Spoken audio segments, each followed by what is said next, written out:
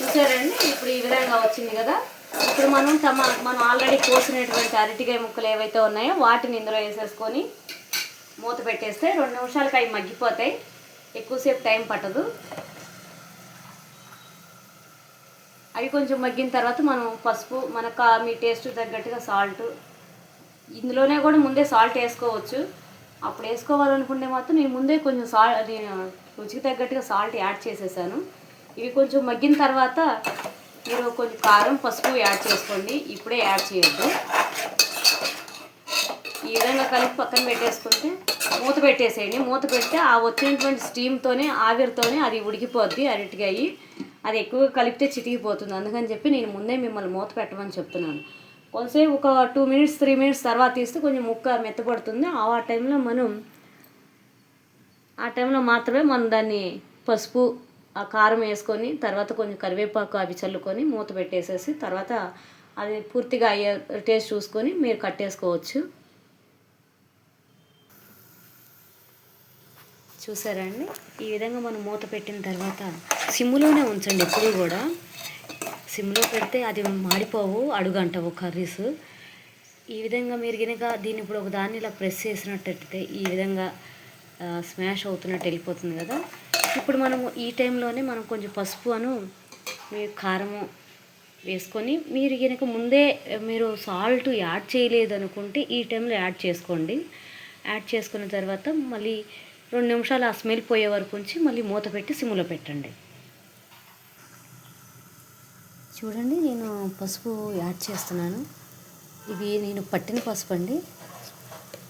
నేను ప్రతిదీ ఇంట్లో పట్టిస్తాను. ఈ విధంగా మనం మరీ ఎక్కువగా కలపొద్దు. అది కొంచెం కలిసింది కాబట్టి నేను కారం కూడా ఇంట్లోనే పట్టిస్తానండి. దానికి తగ్గట్టుగా మీరు ఇంట్లో పట్టించిన కారానికి బయట కొనేదానికి తేడా ఉంటుంది. దాన్ని బట్టి మీరు ఎక్కువ స్పైసీ తింటారా ఉంటే దాన్ని బట్టి యాడ్ చేసుకోండి. ఈ విధంగా వచ్చిన తర్వాత నేను మూత పెట్టేస్తానండి. కొంచెం స్మెల్ పోతుంది. ఈ విధంగా రావాలి కర్రీ అనేది.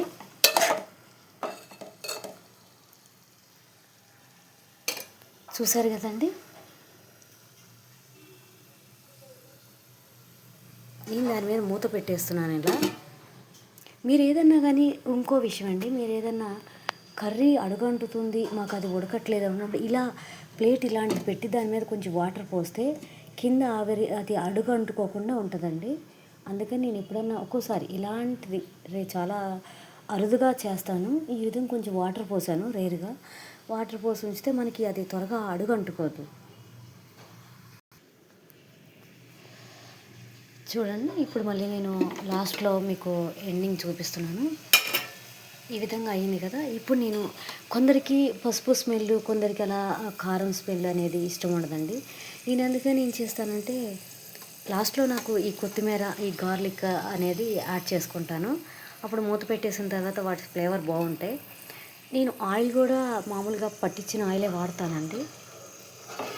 ఈ విధంగా మనం ఒక్కసారి ఇలా కలిపేసుకున్నామంటే చాలా బాగుంటుంది.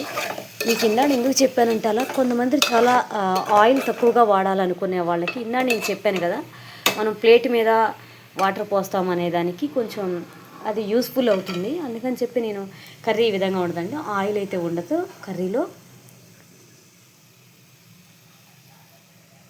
అంతే అండి, నేను ఆ ఫ్లేవర్ కోసం వాటిని యాడ్ చేశాను. మీకు ఇష్టం లేకపోతే గార్లిక్ వేసుకోవద్దు. గార్లిక్ తింటే మంచిది అంటారు కాబట్టి నేను ఆ విధంగా యాడ్ చేశాను. ఒకసారి మీరు కూడా ట్రై చేసి ఏ విధంగా ఉందో కామెంట్ పెట్టండి. మీ అందరికీ కూడా ధన్యవాదాలండి. Thank you.